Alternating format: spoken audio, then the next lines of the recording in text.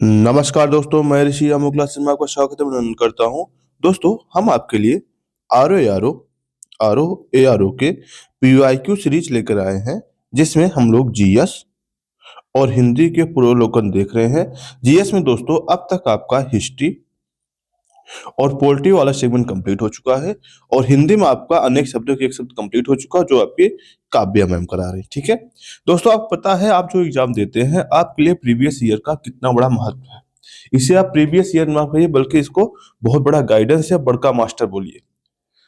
इसलिए इसलिए कहते हैं क्योंकि प्रीवियस ईयर पढ़ने से ही हमें ये पता चलता है हमें अपने एग्जाम के लिए क्या पढ़ना है, कैसे पढ़ना है, क्या तरीका हो सकता है और कैसे करें कि हम अपने एग्जाम क्रैक कर पाए। ये हमारी औकात जो होता है प्रीवियस ईयर ही बताता है कि हम कितने पानी में हैं। इसलिए आपके लिए प्रीवियस ईयर सीरीज एक जो रामबाण की सीरीज है। अगर आप टेस्ट सीरीज सॉल्व करिए या नहीं करिए, लेकिन आप प्रीवियस ईयर जो है जरूर सॉल्व करिए। इससे आपको यह पता चलता है आपको क्या क्या करना है, कैसे करना है और किस चीजों को तैयार करना है, किस लेवल तैयार करना है। ये कौन बताएगा? पूरा प्रीवियस ईयर ही बताएगा। ठीक दोस्तों, उम्मीद करते हैं आपको समझ में आया होगा। चलते हैं आज का हम सेशन की शुरुआत करते हैं और आज का पहला प्रश्न है प्रकाश वर्ष है। प्रकाश वर्ष किसे कहते हैं? प्रकाश वर्ष दोस्तों लाइट द्वारा, जो लाइट है, लाइट द्वारा चली गई एक एक वर्ष में जितनी दूरी कवर करती है लाइट, उसे प्रकाश वर्ष कहते हैं। यानी एक वर्ष में जितनी दूरी तय करती है उसे क्या करते हैं? एक लाइट कहते हैं। कितनी दूरी तय करती है? ये जो दूरी तय करती है 9.46 गुणे 10 घाते 15 किलोमीटर। कितना? मीटर। ठीक है, आगे चलते हैं। देखिए क्या हुआ, दूरी जो प्रकाश वर्ष एक जो प्रकाश द्वारा एक वर्ष में तय की जाती है। ठीक है, आगे चलते हैं। एक्सप्लेनेशन भी ये दिया है, प्रकाश द्वारा एक वर्ष में तय की गई दूरी को प्रकाश वर्ष कहते हैं। ठीक है, आगे चलते हैं दोस्तों। क्या है देखिएगा, प्रकाश वर्ष मात्रक है। किसका मात्रक है दोस्तों? दूरी का। किसका है? दूरी का। आप ये लाइट समझ के ये मत सोचिएगा ये लाइट की है, लाइट की नहीं है, बल्कि ये किसकी है? दूरी की। जो हम दरअसल जो हम खगोलीय दूरी नापते हैं, खगोलीय दूरी नापते हैं दोस्तों। जैसे मान लीजिए सन है, ठीक है, और इधर क्या है आपका, मान लीजिए कोई जुपिटर है, तो इसके इसके बीच में जो दूरी है हम किलोमीटर नहीं नाप सकते। क्यों? क्योंकि इतना बड़ा पैमाना आएगा शायद हम माप ना पाए। तो इसीलिए हम क्या करते हैं, प्रकाश वर्ष की लाइट की स्पीड के हिसाब से नापते हैं। उससे क्या होता है, हमारे लिए आसान हो जाता है। ठीक है, क्योंकि लाइट की स्पीड क्या है, तेजी से चलती है और इसलिए क्या हो, हमारे लिए मापना आसान हो जाता है। आगे चलते हैं। अगला प्रश्न क्या है, माप की कौन सी इकाई 3.9 3.3 सॉरी 0.39 से गुणा करने पर इंच प्राप्त होता है? दोस्तों आपको पता है सेंटीमीटर। सेंटीमीटर में जब 0.39 से गुणा कर देते हैं क्या होता है, आपका इंच प्राप्त हो जाता है। ठीक है, आगे चल क्या है, जैसे 1 सेंटीमीटर बराबर कितना होता है आपका 0.39 इंच। ठीक, आगे चलते हैं। एक नैनोमीटर होता है, क्या होता है दोस्तों? एक नैनोमीटर होता है 10⁻⁹ मीटर कह सकते हैं, या फिर अगर सेंटीमीटर दे रहा हो तो क्या होगा, सेंटीमीटर में 10⁻⁷ सेंटीमीटर होता है। ठीक है, आगे चलते हैं। इसका एक्सप्लेनेशन इस पेज पे है। क्या है देखिएगा, नैनोमीटर बराबर कितना है, 10⁻⁹ मीटर होता है। लेकिन अब इसे अगर सेंटीमीटर में दिया गया तो क्या, क्योंकि सेंटीमीटर में क्या होता है 1 मीटर में क्या है 100 सेंटीमीटर होते हैं, इसीलिए अगर 100 सेंटीमीटर में 2 जीरो घटा देंगे तो क्या होगा, 10⁻⁷ सेंटीमीटर हो जाएगा। ठीक है, आगे चलते हैं। आगे प्रश्न है, ताप के निम्नलिखित किस पैमाने पैमाने में ऋणात्मक मान नहीं होता है? किसमें दोस्तों? केल्विन। क्यों? केल्विन जो मान होता है कितना होता है आप बताइएगा।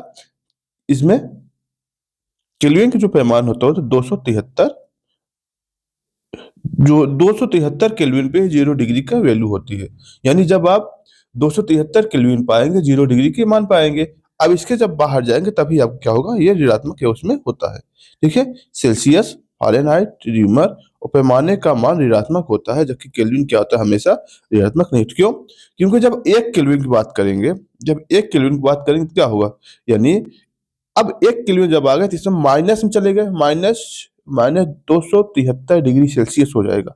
ठीक है, 273 डिग्री सेल्सियस हो जाए और इससे ज्यादा माइनस कोई चीज होती नहीं है, इसीलिए क्या है, इसका मान ऋणात्मक नहीं होता। ठीक है, आगे चलिएगा। ऊष्मा की इकाई निम्नलिखित में कौन सा नहीं है? आप बताइएगा। सेंटीमीटर, कैलोरी, जूल, अर्ग। दोस्तों सब है, बस इसमें सेंटीग्रेड जो होता है, सेंटीग्रेड जो है ऊष्मा की इकाई नहीं है। देखिएगा, ऊष्मा की इकाई सेंटीग्रेड नहीं है, बल्कि यह तापमान की इकाई है। ठीक है। कैलोरी, कैलोरी, जूल, अर्ग, ये सब क्या है? ऊष्मा की इकाई। ठीक है, आगे चलते हैं। जब ऊर्जा एक पिंड से दूसरे पिंड में तापांतर के कारण स्थानांतरित होती है, इस स्थानांतरित होने वाली ऊर्जा को ऊष्मा कहलाता है। यानी अगर पूछा जाए ऊष्मा क्या है, जैसे मान लीजिए आप रोटी बना रहे हैं, सभी लोग रोटी बनाते होंगे, और आपके हाथ में क्या है? चिमटा। चिमटा आपने लेते ही चिमटा से रोटी बनता है।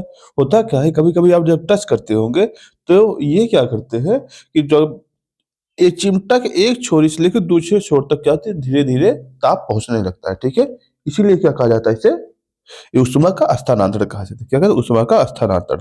ठीक है। अब क्या है, अब कुछ इकाइयां दे रखा है, आपसे पूछा है कौन सा इसमें सुमेलित है, कौन सा नहीं है। ठीक है, देखिएगा, मतलब कौन सा सुमेलित कीजिएगा। जैसे इसमें दिया त्वरण। त्वरण क्या होता है? त्वरण का मतलब होता है वेग परिवर्तन की दर, वेग परिवर्तन की दर बटे समय। जिसका मतलब वेग मतलब मीटर और समय मतलब टाइम, मीटर पर सेकंड जहां होगा, ये ऑप्शन आपका डी वाला ऑप्शन क्या होगा? आपके ये सही हो जाएगा। बल, बल का मात्रक क्या होता है दोस्तों? मात्रक, सही मात्रक क्या है? न्यूटन। और उसमें सीजीएस मात्रक क्या होता है? डाइन। दोनों मात्रक है, कभी कभी आपको डाइन देकर कंफ्यूज करने की कोशिश कर सकता है, आप इसे सतर्क रहिएगा। कृषि कार्य क्या होता है दोस्तों? जूल होता है। कहते हैं कितने उस जूल मैंने ऊर्जा खर्च की, आपने सुना होगा। और आवेग का न्यूटन, न्यूटन क्या? न्यूटन सेकंड हो जाएगा। ठीक है, आगे चलते हैं, देख लीजिएगा इसका ऑप्शन क्या है। मैंने मिलाया था एक में चार, फिर दो में तीन, एक में चार, दो में तीन। ऑप्शन कौन इसमें? एक में चार, दो में तीन, ऑप्शन डी। ठीक है। त्वरण किसी गतिमान वस्तु के वेग में समयांतराल होने वाला परिवर्तन, इसे मतलब मीटर पर सेकंड होता है। बल का न्यूटन होता है, और आवेग का क्या होता है? न्यूटन सेकंड होता है, और वर्क का क्या होता है दोस्तों? जूल होता है। ठीक है, आगे चलते हैं।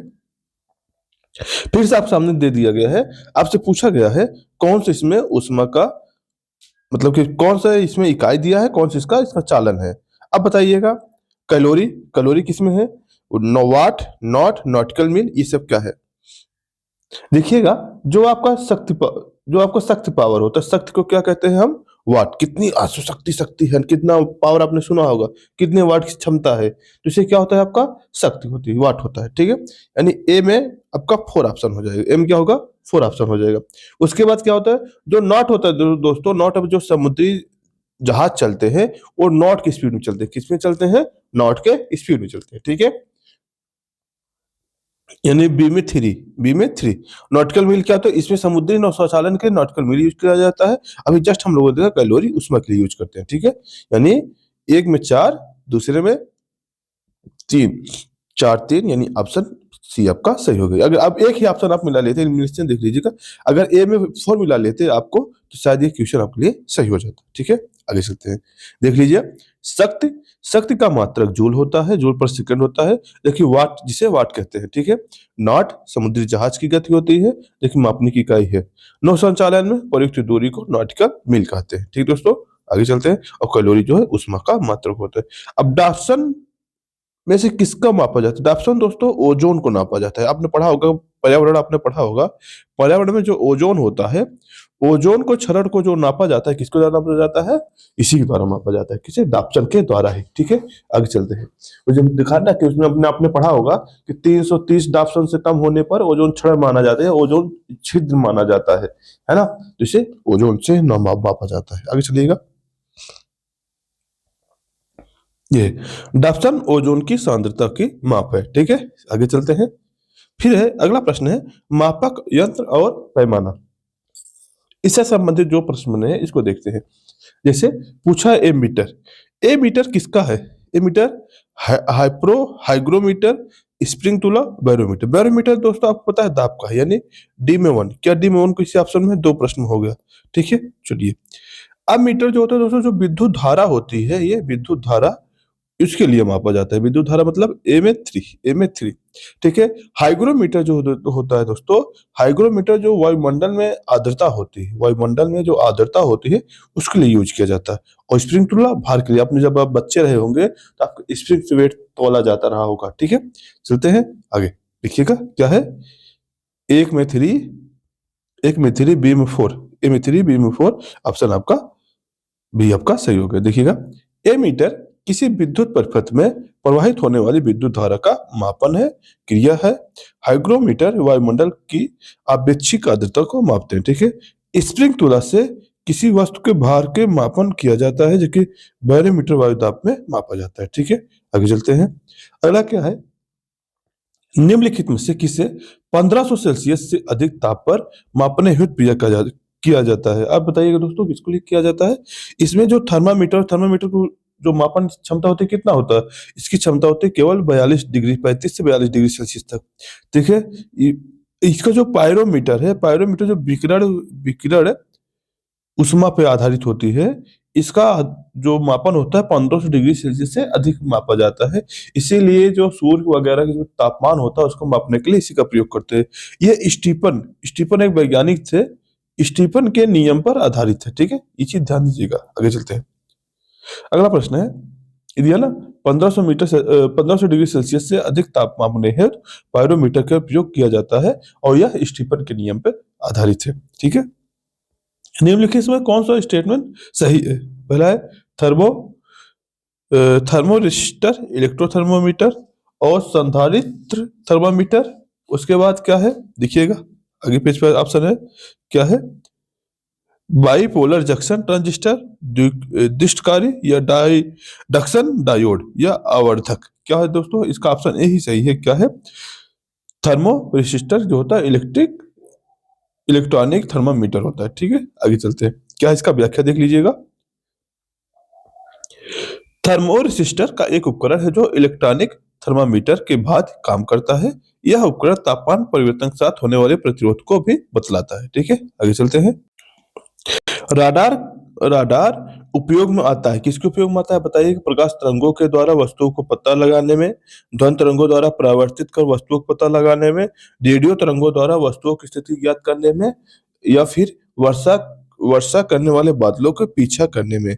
आपको तो राडार का मतलब ये होता है, क्या है आपका रेडियो, क्या है राडार का मतलब क्या है, रेडियो तरंगों का वस्तुओं की स्थिति में ज्ञात करने की। इसका क्या मतलब है, राडार फुल फॉर्म क्या होता है बताइएगा। इसका जो फुल फॉर्म होता है तो है दोस्तों, radio radio detection radio detection and ranging radio detection and ranging, इसमें इसका प्रयोग किया जाता है, ठीक है। और इससे क्या होता है कि रेडियो तरंगों के माध्यम से क्या करते हैं, किसी वस्तु के वास्तविक स्थिति को हम पता लगाते हैं, ठीक है।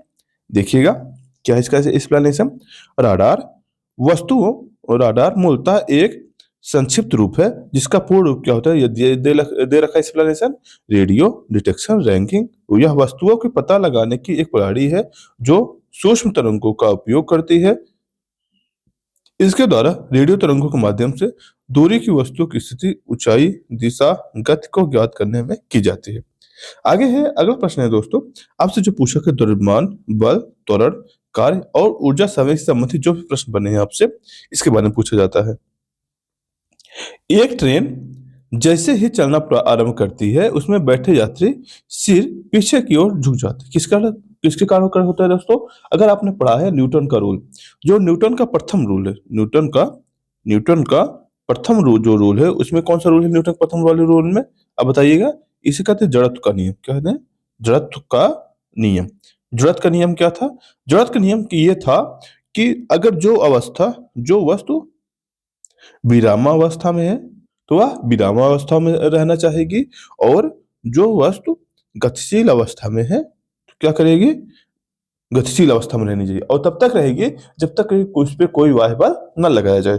इसमें आप देखिएगा जो पहला नियम है उसे क्या कहते हैं, जड़त्व का नियम। कौन सा नियम है दोस्तों, जड़त्व का नियम, स्थिर जड़त्व का नियम, ठीक है। देखिएगा, न्यूटन की गति के प्रथम नियम के अनुसार यदि कोई वस्तु विरामावस्था में है तो सरल रेखा में समान गति से चल रही है, क्या करेगा वो, तो उसकी विरामा अवस्था या समान गति की अवस्था परिवर्तन तभी होता है जब उस पर कोई बाह्य बल लगाया जाता है। यानी अगर मान लीजिए कोई मूवमेंट हो रहा है तो क्या हो रहा है, उसमें तब तक नहीं रुकेगा जब तक आप उसे कोई बल लगाकर नहीं, जैसे आप साइकिल चलाते हैं, साइकिल तब तक चलती रहती है जब आप उससे ब्रेक नहीं लगाते, वरना क्या करेंगे आप, जाके गिर जाएंगे, है, होता है कि नहीं होता? इसी प्रकार जैसे आप बैठे हैं और तब तक आप नहीं उठ सकते हैं जब तक आप अपना बल लगा के उससे वहां से हटे नहीं, या हटे रुके नहीं। क्या ये आपका स्थिर जड़त्व का नियम है। इसे जड़त्व का नियम कहते हैं। ट्रेन में असावधानी से बैठे यात्री के एकाएक चलने से पीछे की ट्रेन गिर जाते हैं, क्योंकि आप स्थिर अवस्था में है ना, इसीलिए। ठीक है।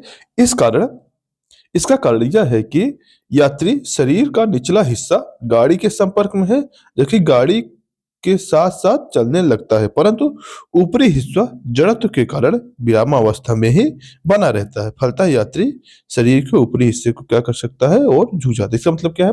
शरीर है, जो हमारा पैर क्या है, ट्रेन के फर्श से लगा हुआ है, इसलिए क्या करता है को हमारा शरीर मूवमेंट करने लगता है। लेकिन हमारे शरीर के जो ऊपरी वाला हिस्सा होता है, मान लीजिए ये इंसान है, ये पूरा पैर है, तो ये क्या है, ट्रेन के साथ चलने लगा, लेकिन ये वाला हिस्सा पीछे झुक जाता है। ठीक है, इसीलिए आगे चलते हैं।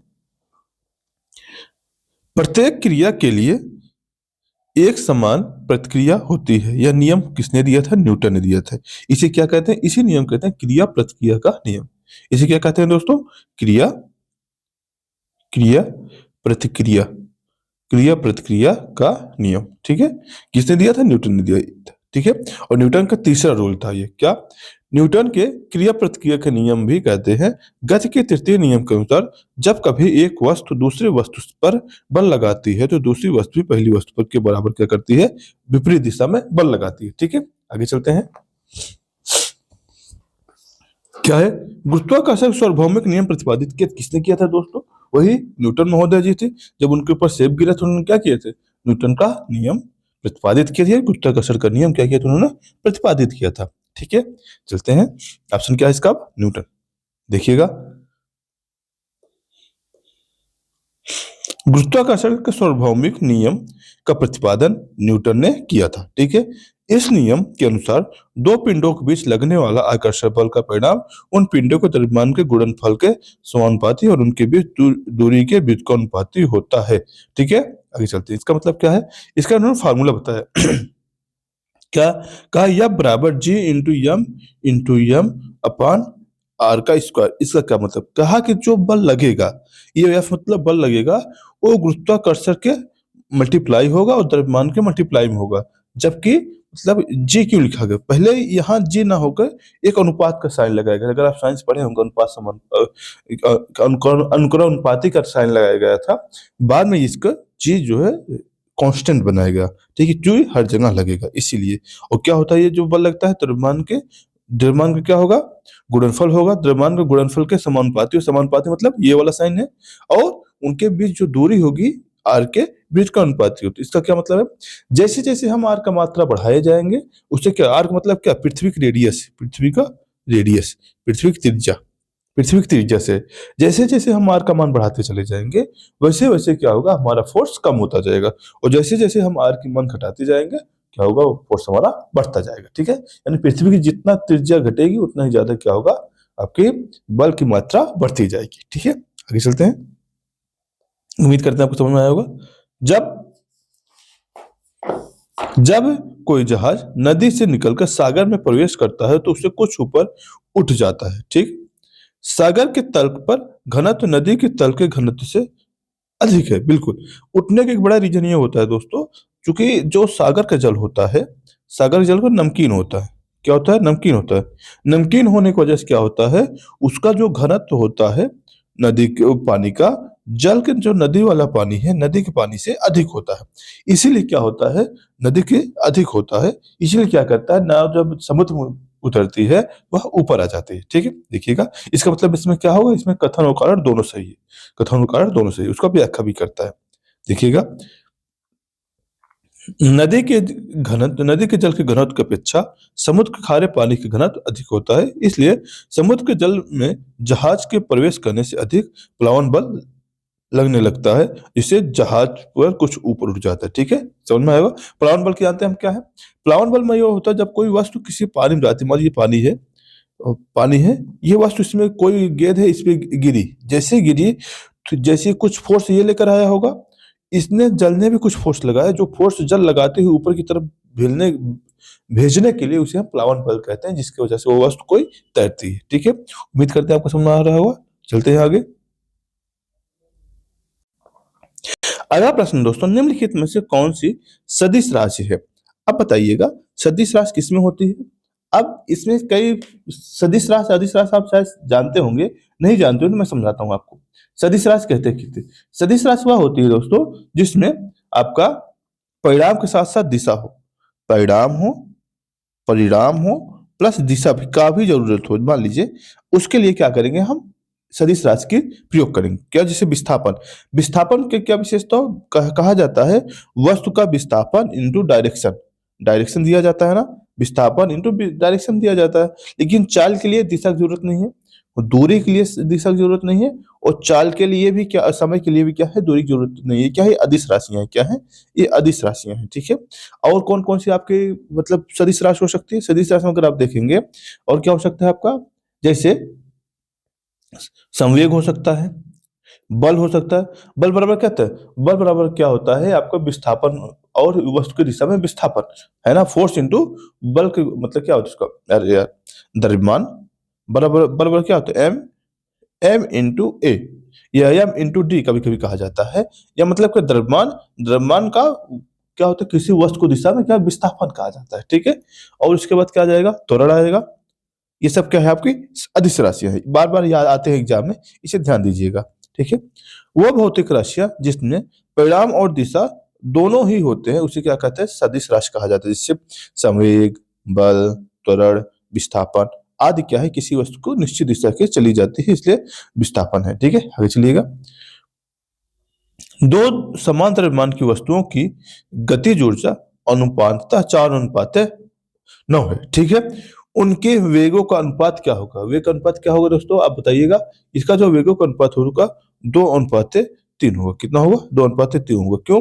अब सॉल्व करके इसमें दिखाया गया है, सॉल्व करने के पास हमारे पास टाइम नहीं है, बस देख लीजिएगा, इसका एक्सप्लेनेशन आप देख लीजिएगा कैसे किया गया है। ठीक है। इसमें क्या होता है, जो गतिज ऊर्जा का फार्मूला कहते हैं काइनेटिक एनर्जी 1/2, काइनेटिक एनर्जी जो 1/, कनेक्टिंग एनर्जी तो 1/2 mv1 का स्क्वायर। अब इसमें क्या, 1/2 कट गया, अब m कट गया, अब बचा क्या आपका? v1 का स्क्वायर अपॉन v2 का स्क्वायर। जब v1 का स्क्वायर v2 का स्क्वायर को आप रखेंगे तो क्या बचेगा? 4/9, और 4/9 को जब आप स्क्वायर के हिसाब से रखेंगे क्या हो जाएगा? ये अंडर रूट में आ जाएगा, अंडर रूट में आ गया तो अपने आप क्या हो गया? 2/3 आ गया, 2/3 आ गया। ठीक है। समझ में आया कि नहीं आया? जैसे v1 का स्क्वायर और v2 का स्क्वायर, स्क्वायर है, इधर क्या देखा? 4/9 दे रखा है। ठीक है। जब स्क्वायर जब हटाते हैं, आपने पढ़ा होगा, स्क्वायर जब हटाने के बाद क्या होता है? v1/v2 इक्वल टू क्या हो जाए? ये अंडर रूट में आ जाएंगे पूरे, क्या हो जाएगा? 4/9। तो ये किसके स्क्वायर है? 2/3 के स्क्वायर है, इसलिए इसका आंसर ये हो जाएगा। ठीक है। उम्मीद करते हैं आपको समझ में आया होगा। आगे चलते हैं। निम्नलिखित में से किस सिद्धांत पर रॉकेट काम करता है? रॉकेट दोस्तों संवेग संरक्षण के सिद्धांत पर काम करता है। किस पे? संवेग संरक्षण के सिद्धांत पर काम करता है। ठीक है।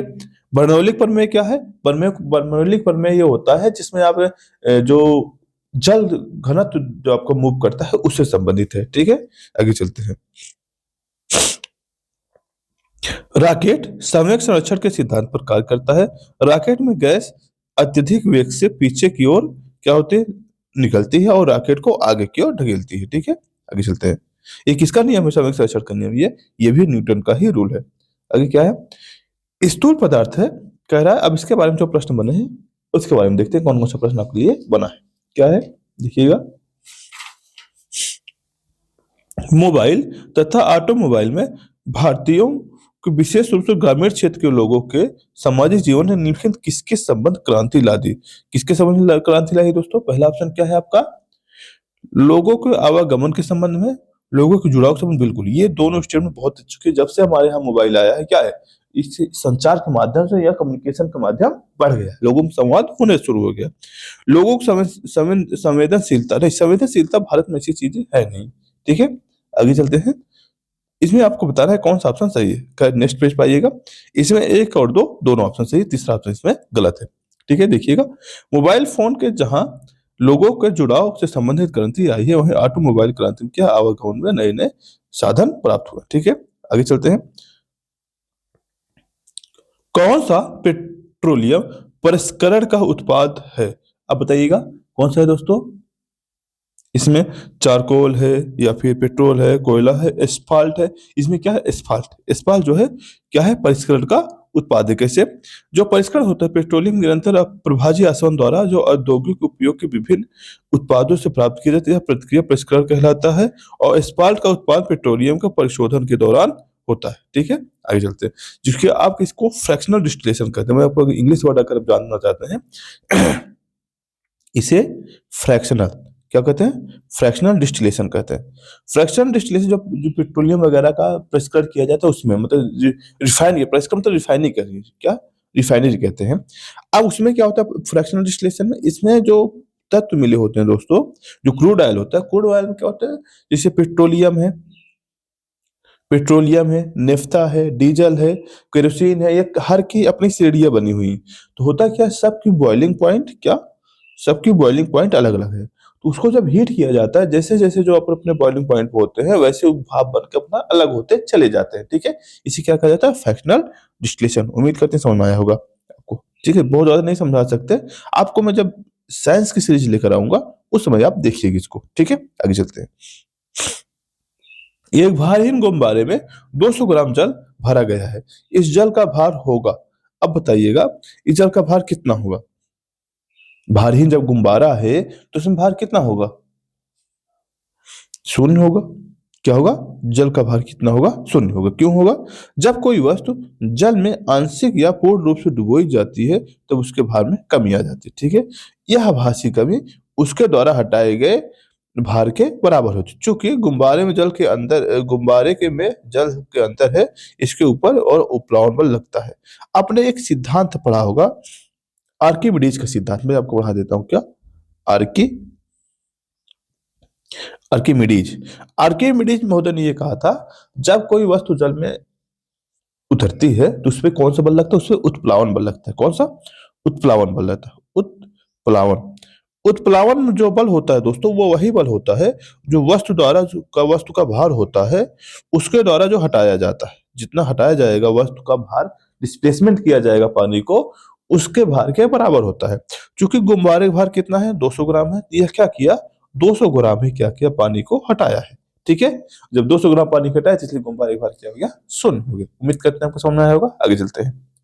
क्या है? प्रकाश। अब हमें लाइट से संबंधित जो प्रश्न बने हैं एग्जाम में, इसको देखना है। क्या है? तंतु प्रकाशीय पूर्ण आंतरिक परिवर्तन के सिद्धांत पे काम करता है। बिल्कुल, जो ऑप्टिकल ऑप्टिकल फाइबर होता है दोस्तों, इस पे काम करता है। इसी ऑप्टिकल फाइबर आपने पढ़ा होगा। ऑप्टिकल फाइबर ऑप्टिकल फाइबर इसी कॉन्सेप्ट पर काम करते हैं। क्या? पूर्ण आंतरिक परावर्तन के सिद्धांत पे, ठीक है? अगला क्या ऑप्शन है देखिएगा। प्रकाश तंतु संचार तंत्र के ऊर्जा उपयोग के अत्यधिक कम करता है। बिल्कुल, ये स्टेटमेंट आपका सही है। क्यों? क्योंकि इसी के माध्यम से क्या होता है, ऊर्जा काफी ज्यादा संरक्षण हो चुका है। प्रकाश तंतु संचार रेडियो आवृत्ति अवरोध से मुक्त है, ठीक है? ये भी सही है। आगे चलते हैं। भारत प्रकाश तंत्र का निर्माण रिलायंस उद्योग के समूह द्वारा सन्निहित नहीं। दोस्तों, रिलायंस उद्योग नहीं कर रहा है इसका। वाक्य पहला पहला दूसरा तीसरा स्टेटमेंट आपका सही है, ठीक है? आगे चलते हैं। देखिएगा एक्सप्लेनेशन देखिएगा। प्रकाश तंतु ऑप्टिकल फाइबर सिलिकॉन से बनी हुई क्या होती है? पतली नली होती है बेलनाकार, जो प्रकाश के पूर्ण आंतरिक परिवर्तन के कॉन्सेप्ट पर काम करती है, ठीक है? इसमें प्रकाश ऊर्जा के किसी प्रकार क्षय नहीं होता। प्रकाश ऊर्जा तंत्र संचार की ऊर्जा का उपयोग अत्यधिक कम होता है। और इसकी जो कंपनी है दोस्तों, 2000 स्टार लाइन जो कंपनी थी वो बना रही है, ठीक है? आगे चलते हैं। अगला प्रश्न क्या है आपको देखिएगा। अगला प्रश्न है, प्रकाश तंतु जिस सिद्धांत पर काम करता है उसे क्या करते हैं? पूर्ण आंतरिक परिवर्तन के सिद्धांत। अभी जस्ट ऊपर हमने देखा था, इसी सिद्धांत पर क्या करता है प्रकाश तंतु आपका काम करता है, ठीक है? मारीचिका बनना उदाहरण है किसका? ये जो मारीचिका बनता है दोस्तों, ये भी क्या है किसका? पूर्ण आंतरिक परावर्तन के सिद्धांत पर काम करता है, ठीक है? इसमें कौन कौन सा होता है देखिएगा। मारीचिका क्या होता है? इसमें जब कोई पशु दूर से देखता है, जो मृग वगैरह हो, तो उनको लगता है पानी है। ये रेगिस्तान होता है। कहाँ होता है? रेगिस्तान होता है। और उनको लगता है वो पानी है, बट पानी वो नहीं रहता है, रेत की एक ढेरी होती है। क्या? मरीचिका जिसे माइरेज एक प्रकार का वायुमंडलीय दृष्टि भ्रम है, जिसमें प्रेक्षक या अस्तित्वहीन जलाशय, दूरस्थ वस्तुओं के उल्टे या बड़े आकार के प्रतिबिंब या अन्य अनेक प्रकार के विरूपण देखते हैं, ठीक है? जो होते हैं, जानवर होते हैं, ये बेचारे उसी खोज में जाते हैं और वहां पानी नहीं होता, ठीक है? के बीच दूरी कम होने पर प्रक्षेपण का भ्रम दूर हो जाता है। मतलब जब बहुत दूर है उनको लगता है कि यार ये पानी है, पानी है, और जैसे पास में पहुंचते हैं वहां पानी नहीं होता है। ठीक है, थोड़ा ब्लर है, मैनेज करिएगा। यह वह विरूपित प्रतिबिंब नहीं है। ठीक है, मारीचिका वायुमंडलीय अपवर्तन के एक अनोखा आश्चर्यजनक प्रभाव है। ठीक है, जिसे रेगिस्तान में दिखाई पड़ता है। बार बार आपसे पूछा गया है, रेगिस्तान के दिन के समय वह भूमि निकट की वायुमंडलीय परत से गर्म हो जाती है और तब वह विरल हो जाती है और ऊपर की ठंडी परतों अपेक्षा कम अपवर्तक होती है, जिससे किसी दूर वस्तु आने वाली जो जो क्या हवा परतों की अपवर्तित होती है, त्यों त्यों क्या अविलंब अधिकाधिक विचलित हो जाता है और जिससे अंततः पूर्ण आंतरिक परिवर्तन के रूप में परिवर्तित हो जाता है। ठीक है, आगे चलते हैं। आकाश नीला दिखाई पड़ता है क्योंकि नीले प्रकाश की प्रकीर्णन सबसे अधिक होता है। अगर नीले प्रकाश की प्रकीर्णन सबसे अधिक होता, अच्छा, आगे क्या है, लाल रंग का प्रकीर्णन सबसे अधिक होता। अगर लाल रंग होता तो लाल रंग दिखाई देता।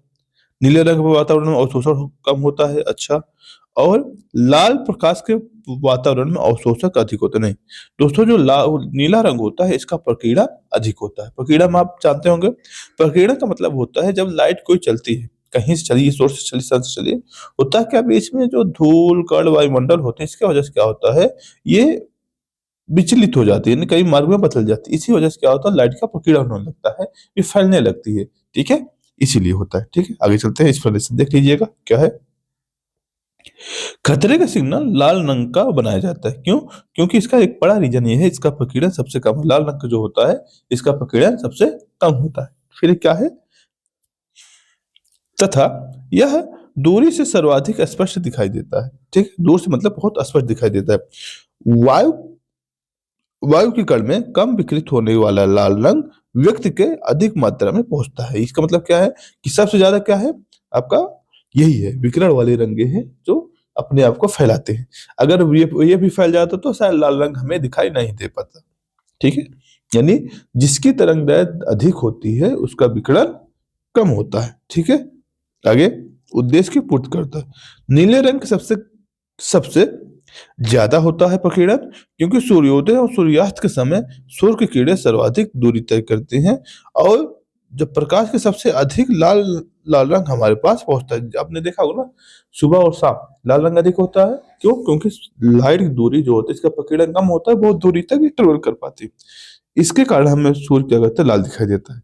आकाश नीला होने का कारण यह है, इसमें दूरी सूर्य से दूर हम सूर्य के प्रकाश नहीं बल्कि प्रकीर्णित रंगों को देखते हैं। ठीक है, यानी इसका मतलब क्या है, हम प्रकाश सन की लाइट नहीं देखते, उसकी लाइट को जो प्रकीर्णन हो जाता है इसको देखता है। प्रकीर्णन क्यों होता है, हमने जस्ट देखा, धूल कण की वजह से क्या होता है, जो लाइट है अपने रास्ते को भटक जाते हैं। ठीक है, आगे चलते हैं। और प्रकीर्णन सर्वाधिक होता है, इसलिए तय करते हैं हमें आकाश नीला दिखाई देता है। आकाश के आकाश के नीला दिखने के कारण प्रकाश का कम प्रकीर्णन है। अच्छा, यानी प्रकाश का कम प्रकीर्णन है, दूसरा ऑप्शन दे रहा है। इंद्रधनुष 7 रंगों का कारण प्रकाश का प्रकीर्णन है। अच्छा, बहुत सही। सूर्योदय के समय सूर्य लाल दिखने का कारण प्रकाश का प्रकीर्णन है। आप बताइएगा इसमें कौन कौन सा ऑप्शन आपका क्या है, सही है। दोस्तों, जो लाल रंग है, लाल रंग प्रकाश के प्रकीर्णन है, या फिर इंद्रधनुष 7 रंग को प्रकाश का प्रकीर्णन नहीं, इससे प्रकीर्णन की वजह नहीं होता। अगर इंद्रधनुष में प्रकीर्णन ही होता तो क्या होता, आपको 7 रंग कैसे दिखाई देता, प्रकीर्णन नहीं है तभी दिखाई देता है। ठीक है, बाकी जो ऑप्शन 1 और 3 आपका सही है। ठीक है, आगे चलते हैं। क्या है इसमें देखिएगा, चूंकि प्रकीर्णन तरंग दैर्घ्य के व्युत्क्रमानुपाती होता है। इसका मतलब क्या है, तरंग दैर्घ्य नीले और बैगनी नीले तरंग दैर्घ्य सबसे कम होता है और उनका प्रकीर्णन सबसे अधिक होता है। आपने जो पढ़ा होगा, मैं आपको ट्रिक बता दूं, प्रिज्म प्रिज्म जब आप पढ़ते, जब कोई लाइट जाती है तो उसके 7 रंग निकलते हैं, जैसे आपने पढ़ा होगा, हर प्रकार के रंग निकलती है। ठीक है, अब इसमें देखेंगे, सबसे पहले क्या होता है, मैं आपको हल्का स्ट्रिप समझाने की कोशिश करता हूँ। रेड होता है, ऑरेंज होता है, येलो होता है, ग्रीन होता है, ब्लू होता है, बैगनी होता है, नीला, जामुन, बैगन, राय, जी, और यहाँ पे बैगनी होते सब जगह, बैगनी, जामुनी, और यहाँ पे नीला। ठीक है, ये रंगे होते हैं। अब देखिएगा, सबसे ऊपर क्या है, रेड है, सबसे नीचे क्या है, बैगनी है। जो सबसे ऊपर है इसका क्या तरंगदैर्घ्य सबसे अधिक है, और जो सबसे नीचे इसका तरंगदैर्घ्य क्या होता है, सबसे कम होता है, सबसे कम होता है। और जिसका तरंगदैर्घ्य कम होगा उसका प्रकीर्णन क्या होगा, अधिक होगा, क्या होगा, अधिक होगा। और जिसका तरंगदैर्घ्य क्या होगा, अधिक होगा, उसमें क्या होगा, प्रकीर्णन क्या होगा, इसका कम होगा, प्रकीर्णन प्रकीर्णन कम होगा। ठीक है, इसके ध्यान दीजिएगा। आगे चलते हैं। अतः उनका प्रकीर्णन अधिक होता है, इसलिए आकाश नीला दिखाई पड़ता है। ठीक है, क्योंकि इनका प्रकीर्णन अधिक हो रहा है। सूर्योदय और सूर्यास्त के समय कीड़ों को वायुमंडल में अधिक दूरी तय करनी पड़ती है। ठीक है, जिसके कारण प्रकाश छोटी तरंगों का प्रकीर्णन हो जाता है, केवल लाल रंग ही न्यूनतम प्रकीर्णन के कारण आगे बढ़ता है। इसी कारण सूर्यास्त और सूर्योदय के समय क्या होता है, सूर्य का रंग क्या होता है, लाल दिखाई देता है। क्यों, क्योंकि इसका प्रकीर्णन नहीं होता है। ठीक है, वर्षा के बाद बादलों में पानी की छोटी छोटी बूंदें क्या होती है, प्रिज्म की भांति काम करती हैं, जिसके व्यवहार से क्या होता है, इंद्रधनुष निर्माण होता है। ठीक है, इंद्रधनुष जब निर्माण होता है इसे प्रकाश का प्रकीर्णन नहीं, प्रकाश का विक्षेपित कहते हैं। क्या कहते हैं, प्रकाश का विक्षेपण कहते हैं। ठीक है, आगे चलते हैं। जल में वायु का बुलबुला जिसकी भांति व्यवहार करता है दोस्तों, किसकी बात करता है, ये अवतल लेंस की बात करता है। किसकी बात, अवतल लेंस की बात। और दर्पण नहीं होगा, दर्पण आप बिल्कुल मत सोचिए कहीं आप जल्दबाजी में दर्पण मार के अवतल दर्पण मार के आइए, नहीं, दर्पण नहीं बल्कि अवतल लेंस की बात करता है। ठीक है, देखिएगा एक्सप्लेनेशन इसका। पानी में डूबा हुआ वायु का बुलबुला जिसकी सतह पर उत्तल होती है और अवतल लेंस की या अपसारी लेंस की बात व्यवहार करता है। ठीक है, पानी का अपवर्तनांक वायु से अधिक होता है और इसलिए जल में डूबे हुए बुलबुले की लेंस की भांति काम करता है। ठीक है, आगे चलते हैं। थोड़ा बड़ा रहे, मैनेज करिए, आगे सही होगा। मैं क्वेश्चन पढ़ दे रहा हूँ। क्या है, किसी व्यक्ति का पूरा प्रतिबिंब देखने के लिए एक समतल दर्पण की न्यूनतम दूरी कितनी होनी चाहिए दोस्तों, अब बताइएगा। आपको जो वस्तु, जो मान लीजिए कोई व्यक्ति है, मान लीजिए ये व्यक्ति है मोहन राम, मोहन राम की जो ऊंचाई होगी इसके आधा, मतलब जो उसकी ऊंचाई होगी उसकी आधा जो होगी, इसलिए समतल दर्पण में क्या हो सकता है, अपना प्रतिबिंब देख सकता है। ठीक है, यानी व्यक्ति की ऊंचाई का आधा। ठीक है, देख लीजिएगा। अगर कोई वस्तु यह ऊंचाई की है, ऊंचाई का व्यक्ति समतल दर्पण का अपना पूर्ण प्रतिबिंब देखना चाहता है, तो क्या होता है, समतल दर्पण की न्यूनतम ऊंचाई का h/2 होना चाहिए। ठीक है, दृष्टिवर्ग क्रम सबसे कम तरंगदैर्घ्य वाला है। आप बताइएगा सबसे कम तरंगदैर्घ्य किसका होता है दोस्तों, जो सबसे नीचे होता है। सबसे नीचे कौन है, बैगनी। अभी जस्ट मैंने कहा, अभी आपको दिखाया था ना, आपको क्या ना, प्रिज्म के माध्यम से कौन सा रंग कैसे बन रहा है, तो इसलिए। और सबसे अधिक किसका होता है, लाल का होता है, सबसे अधिक लाल का होता है। बीच में कौन होता है, हरा होता है, बीच में कौन होता है, हरा। ठीक, चौथे नंबर पे। आगे चलते हैं। क्या है, लाल रंग का तरंगदैर्घ्य सबसे अधिक होता है, जिसका मान 7.5 गुणे 10⁻⁻5 होता है। जबकि तरंगदैर्घ्य का जो बैगनी रंग का तरंगदैर्घ्य होता है सबसे कम होता है। ध्यान दीजिएगा, बार बार एग्जाम पूछा गया है, बैगनी रंग का तरंगदैर्घ्य सबसे कम होता है। आगे चलते हैं। दूरदृष्टि दोष। अब आपको लेंस वाला चैप्टर अगर आपने घटना चक्र पढ़ा होगा, उसमें देखा होगा, दूरदृष्टि दोष में प्रतिबिंब प्रतिबिंबित निम्नलिखित में से कौन बनता है, अब बताइएगा। रेटिना के कहाँ बनता है, किस भाग में, रेटिना पर, रेटिना के आगे, रेटिना के पीछे, अन्य बिंदु पर। इसमें क्या होता है दोस्तों, जब दूर दृष्टि होती है इसमें आपका रेटिना के पीछे प्रतिबिंब बनने लगता है। ठीक है, इसमें किस लेंस का निर्माण करते हैं, इसमें उत्तल लेंस का निर्माण करते हैं। किसमें, उत्तल लेंस का निर्माण करते हैं। ठीक है, दूर दृष्टि में समस्या क्या होती है, दूर दृष्टिकोण में समस्या ये होती है, आपकी दूर की वस्तु दिखाई देती है, दूर की वस्तु दिखाई देती है, बस पास वाली नहीं, पास वाली नहीं। ठीक है, आगे चलते हैं।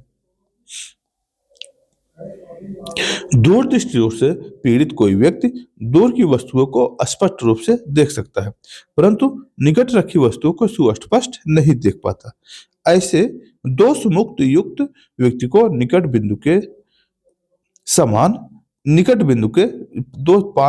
25 सेंटीमीटर दूरी से हट जाता है। ठीक है, यानी इसका मतलब इतना ध्यान दीजिएगा, दूर की वस्तुओं को देख सकता है बट पास की वस्तुओं को नहीं देख पाता। ठीक है, क्यों, क्योंकि दृष्टि दोष के पास से रखी वस्तु आने वाली किरणें दृष्टि पटल कर फोकस होती है और पीछे होती है। कहाँ होती है, पीछे होती है।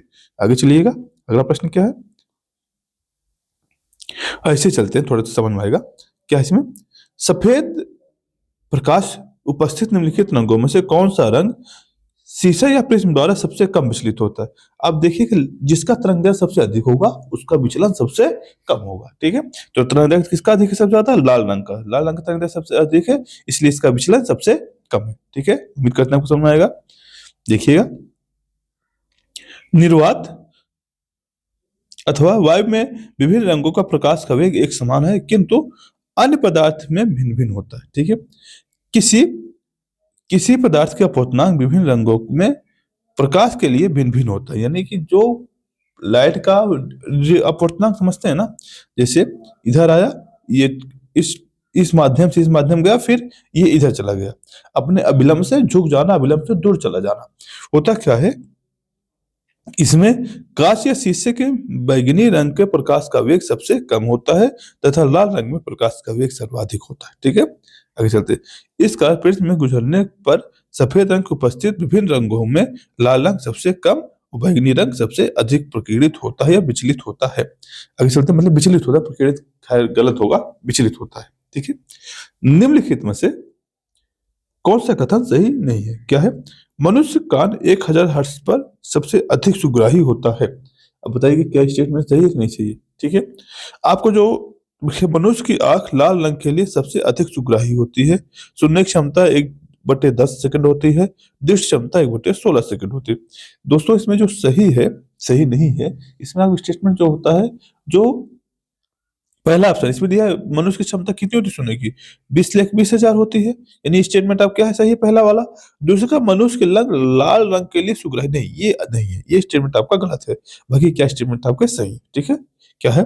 मनुष्य का 1000 से लेकर 5000 हर्ट्ज की आवृत्ति तक सबसे सुग्राही होता है।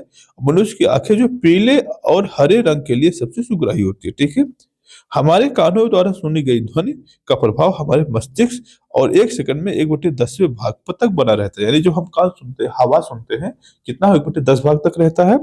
जबकि जो अगर अगर 1/10 सेकंड की समाप्ति होने से पूर्व कोई ध्वनि सुनाई देती है तो दोनों ध्वनियों की छाप आपस में मिल जाती है। इससे हमारा मस्तिष्क दोनों को फर्क नहीं कर पाता। ठीक है, आगे चलते हैं। दृष्टि की दृष्टता का तात्पर्य है कि जब कोई चित्र रेटिना पर बनता है तो वह मनुष्य 1/16वें भाग के मस्तिष्क पर अंकित रहता है। यानी एक एक सेकंड के 16वें भाग के अंदर क्या होता है, मस्तिष्क पर रहता है। ठीक है, आगे चलते हैं। दोस्तों, आज के लिए बस इतना ही। अगर टॉपिक हम शुरुआत करें ऊष्मा और ऊष्मागत की नेक्स्ट वीडियो के, दोस्तों आप हमारा चैनल है अमोक क्लासेज, उसको ज्वाइन कर सकते हैं। वहां आपको इसकी पीडीएफ मिल जाएगा। साथ ही हम लोग पीसीएस पीसीएस 2025 और पीसीएस 2025 और आरओ की तैयारी करा रहे हैं। आप उसको वहां से जुड़कर अपना लाभ उठा सकते हैं। ठीक है दोस्तों, आज के लिए इतना ही। धन्यवाद।